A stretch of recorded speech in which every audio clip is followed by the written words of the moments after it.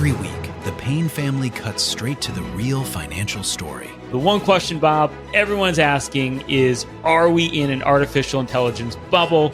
You've been through boom and bust. What do you think? No hype, no myths. Just what actually matters to your money. Does feel very similar to what we experienced in the 90s. Where are we, though? Are we in 1995, 1997, 1999? Listen to the Pain Points of Wealth on the Red Apple Podcast Network. The Rev and the Rabbi on the Red Apple Podcast Network. Welcome back. I'm Rabbi Joseph Potasnik. And I'm Reverend A.R. Bernard. Reverend, we have with us someone we've come to know over the years and truly, truly appreciate all of the great work he does. That's Alan Abramson of the firm, the legal firm of Abramson and Morak. And I always tell people, don't leave your house without his card. He's a great criminal defense attorney. You need to have his number, with you at all times. So, Alan, you and I were talking, and the Rev and I were discussing as well what happened in Venezuela, legalities of it. And one of the things I've come to learn is, according to Marjorie Taylor Greene, we Jews had a hand in it. It was a Zionist enterprise. And I said to the Rev, wait a minute, we control banks, the media, right? The arts, and now we've taken Venezuela. If they believe that, don't talk them out of it. If the people really think we're that powerful, why even, negate it? Yes, it's true. We got our space lasers. What's that? We got the space lasers. Oh, yeah, that's true. Look, MTG is my girl, guys. She's in transition, so you guys take it easy on her, okay? Yeah. But moving right along, it's great to have you on the program. Yeah. Talk about, someone said that there's a conflict between international law and state law when we look at Venezuela. But from your perspective, how do you, because you're one who can argue both sides. I've heard you. I try. Yeah. Well, let me just say this before I just get into the legalities.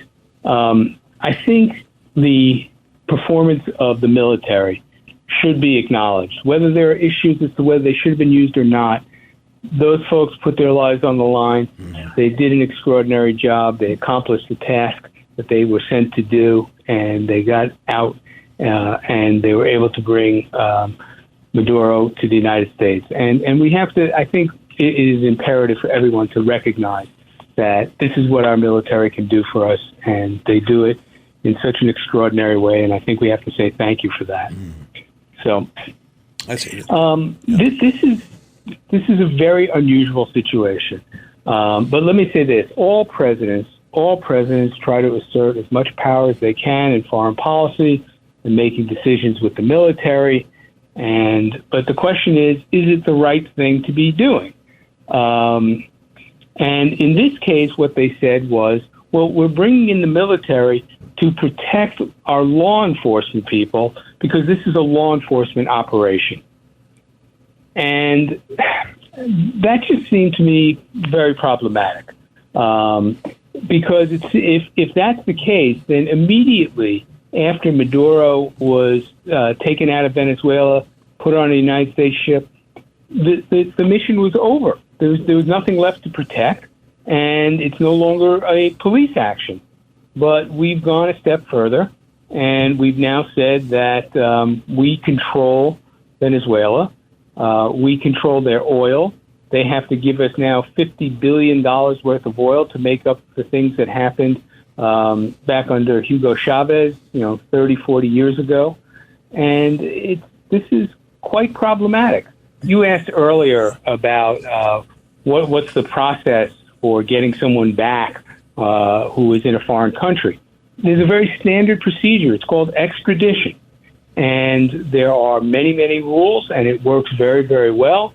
And you have to put in a request to the country that has the person. Interpol gets involved. It's not easy, but that's the way it's done, and that's the way it's been done for decades. If the country agrees to, if you have an extradition treaty, it doesn't happen just by request.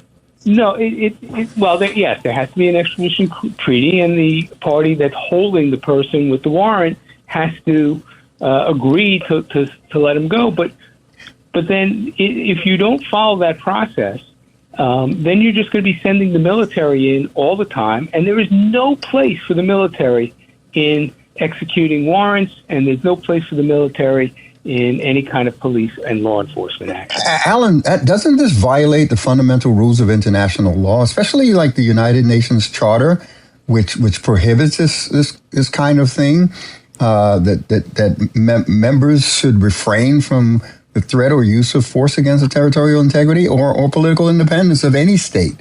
Yeah. Aren't we in violation here? There are many issues. I'll call them issues right now, Reverend. Yes, but there are many issues here. It seems to run afoul of many principles of international law. They were not combatants. We were not subject to an invasion or an attack. Mm-hmm. And the idea that the attack was that drugs were getting into the country is not a base. That's a basis for the police getting involved and law enforcement for getting involved. The Coast Guard may be getting involved. It is not a time for the military to get involved. So let's look back when military went in. Was it after in Panama, right? Yeah. Yes, when they went in Panama after Noriega. Right. So they yeah, it's the same issues. The same issues came up. Yeah, I don't want people to think this is just a Republican issue. No. It's happened. You said presidents, try to use as much of their power as possible. Both President Clinton and President Obama also did similar things in sending troops into harm's way without going to Congress for approval. Some of them were long-term projects. Others were short-term projects. But this isn't a Republican thing. This is, this happens with every president, regardless of party. But now I think at some point Congress has to really begin to step in and exert their power as a co-equal branch of government. They have to get back what they should be handling. Osama I'm glad he said that because it's showing a weak Congress. I mean, this administration has raised a lot of questions about the balance of power between the three branches of government. And I think we're in a crisis as a nation to reestablish that balance of power because it's not in balance right now. Do you agree? Reverend, I have to agree with you 100%. It is shocking to me how little we hear from people in Congress, from both sides of the aisle.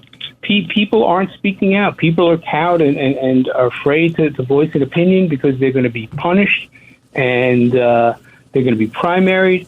And you know what? It's a great job, but you got to stand up for your principles. That's why we send you down to Washington. We don't send you down to Washington so that you can be there for years and years and get your pension and your health care.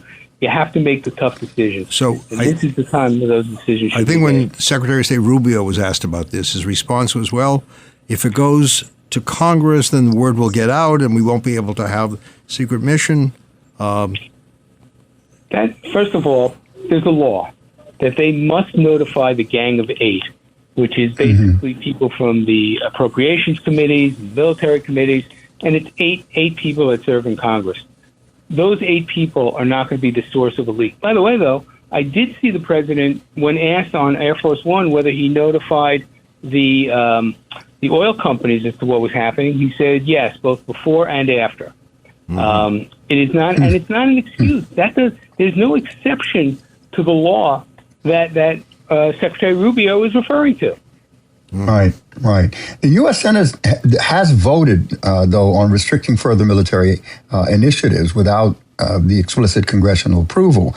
I mean, it expresses a concern, but I don't know how much teeth it has because it seems like the administration will continue to do what it's doing.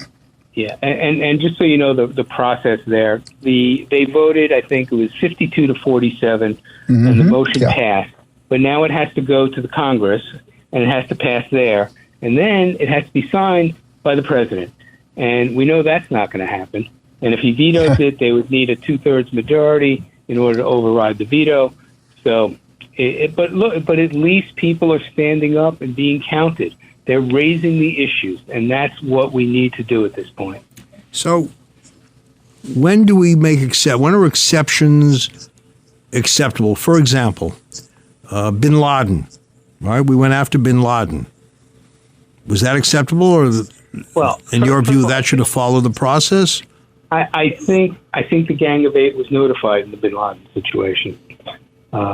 I'm pretty confident of that, although I don't want to say 100%, but I am pretty sure that the Gang of Eight was notified. Uh-huh. There has to be, look, there are, things that have to remain secret. Yes, people leak, but there are mechanisms in Congress to notify people and to let them be a part of it and exercise some control over what the president is doing. We can't just continue on this way forever.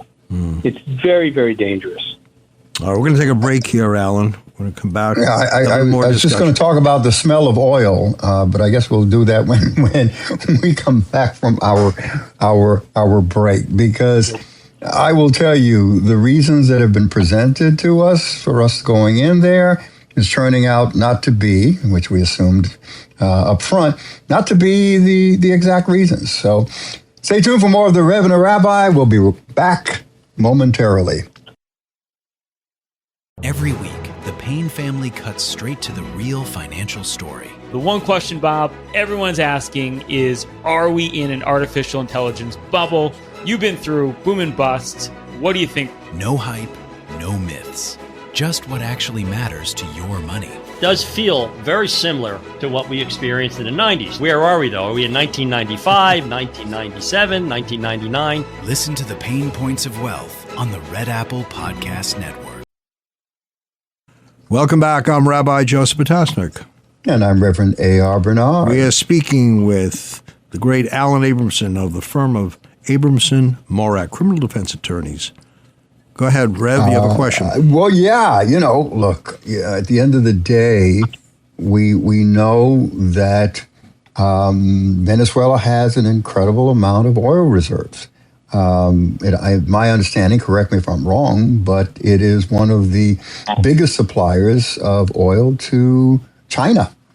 And that's why there's concern about what's happening there. Chevron has been there. Exxon was there, but Chevron outlasted and is looking to expand its operations just because of what's taken place. How do we understand this, Alan? The legalities around this. Well, the legalities, and I rarely say this, are pretty simple. You can't do what we're doing and take over their oil. What the president is referring to is that they took our oil. They didn't take our oil, but what happened back under Hugo Chavez is they nationalized the energy companies. And essentially the companies were kicked out of Venezuela. Chevron, is somewhat of an exception, and they're still there. But the oil companies were kicked out. And, when something like that happens, the government of Venezuela should be responsible for damages. They also didn't have the right to just take the equipment and put all of that under their watch. But they didn't steal our oil. They asked our companies to leave. And now we're in a situation where they're saying, no, only United States companies are going to be taking over the oil fields. We will get the money. We will give some to Venezuela probably, but the president is saying he will keep track of all of the money. And you can't do this. Yeah. This is an act of war in and of itself, and the blockade is an act of war in and of itself. This is a very, very dangerous situation. I'm listening to this, and I understand legalities, and there are boundaries and things. In the meantime, I'm seeing a lot of people singing and dancing in the streets, enjoying the freedoms they were denied under Chavez. And, I think back to the Jewish people over the years. If only someone had interceded and removed Hitler or some of the other, authoritarian figures who really poison the lives of people who are trying to live. We see now what's going on in Iran. It's hard to separate one from the other. But what I'm saying, I'm not saying that we shouldn't come in and deal with situations like this and take on tyrants. But two things. One, there is a process, a streamlined process to do these sorts of things, which would make it easier for us, I believe. And two, you can go into Congress. And two, in this particular situation, I think people are dancing a little early because we took out Maduro and his wife, but the person running the country now was Maduro's vice president. Yeah. And they're keeping the government in place. Doesn't that undercut our argument, Well, you know what? On this one, the president was very clear. He never mentioned that we're going to bring freedoms to Venezuela, that we're going to bring democracy to Venezuela. This was a very, very dollars and cents situation that we got involved in. This was not liberation. Exactly right.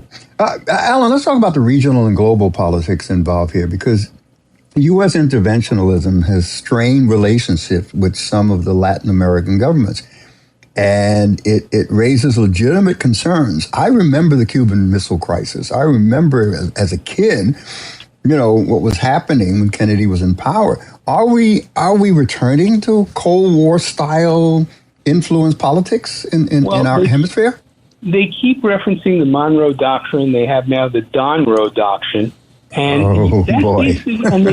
they keep talking about in the Western Hemisphere, it's our what we say is how it will be, and we will back it up with our military, and we will control. But that's laying the groundwork, for spheres of influence. I mean, I don't know what we're going to tell China about Taiwan, right? And why China can't get involved there. Or Russia and Ukraine. The Russians, whether you agree with it or not, the Russians can come up with some justification for some of the things they do in Ukraine and other places. And on top of that, I think we just have to say, and we're destroying the one organization that has kept us safe for 75 years, and that's NATO. And that is to me, that is so dangerous. It has worked. It has worked well. And by the way, the only time Article 5 was ever put into place, it was when we were attacked on 9/11. And some of the first people that helped us with air power, et cetera, was Denmark. And now we're talking about taking away Greenland. I mean, we are in a very, very difficult time. And I'm really hoping that people that I consider patriotic, speak up and try to regain control of this beautiful experiment we have called democracy. Rabbi, you talk about people dancing in the street and celebrating, what's taking place. But, economic sanctions and military disruptions, they exacerbate humanitarian suffering in places like Venezuela. Because even before this, these escalations, sanctions were linked to food shortage, medicine, essentials good impacting the most vulnerable in the populations. Well, this was kind of conversation that was going on before these actions were taken. Yeah, I just see where the removal of despots may have a period of suffering, but ultimately, look, I talked to people who formerly lived in Iran. They are awaiting the departure or the destruction of the Ayatollahs because they say you will see a population that will celebrate freedom that they have wanted for so many years. So, there are these gaps. It's not a perfect time frame, but ultimately I think people are able to get what they really want when you remove the cancer from their midst. And let's be clear, because I don't want anyone to mistake anything I've said. Maduro was a terrible, terrible person. He did terrible things down there. There was no freedom in Venezuela. I don't shed a tear for him being out of Venezuela. I just think it's important that we talk about the process by how it happened and then what happens as we move forward. Yeah. Alan, and that doesn't undercut the idea that you have to deal with despots. Alan, we're going to have to let you go in a few moments. I just want to say to you that over the years, I've come to admire you because you zealously represent your clients. You want to make sure that whatever they're being charged with, they're going to be protected by the law. And you do that, and I know you agonize sometimes, probably more than some of the clients do, because you feel that their lives are in your hands. And I remember once I knew a criminal defense attorney, he collapsed in the courtroom when they pronounced his client guilty. So it's most admirable what you do. How you do it so well, I don't know, but you do it very well. How do you keep your sanity? That's a very good. Well, you're making an assumption there, Ray. Point that you made there. How do you protect your sanity?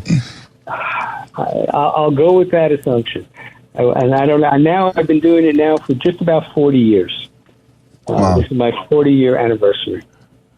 So you got to take care of yourself. Well, you have to be able to separate yourself. I mean, we the clergy, Alan and Rabbi, we can hear some incredible stories of hardships and trauma in the lives of people.